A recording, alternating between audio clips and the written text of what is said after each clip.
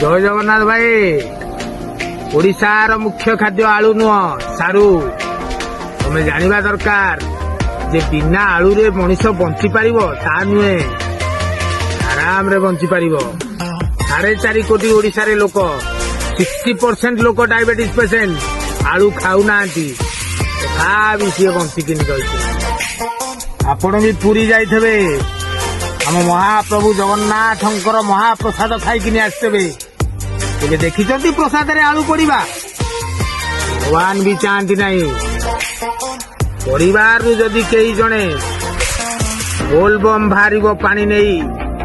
ताले मन रखिता से परिवार टा टोटाली आइंस खाइबनी मासे ना से विश्वास अच्छी आमर तुम जो गेंडालिया फुकु फुकु हो न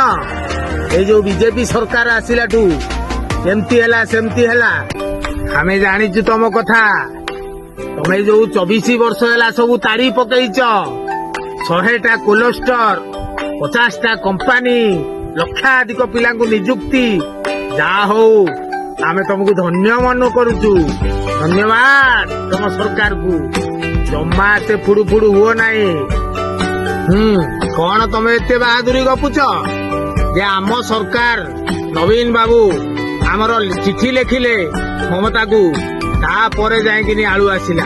अरे कौ चिठी लेखिले 24 वर्ष है जी ओडिया जानी नथला सी की चिठी लिखब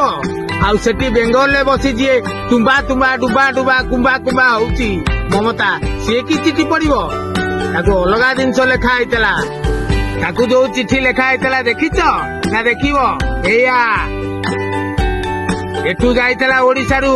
आई लव यू मु बंचिची आलू पठा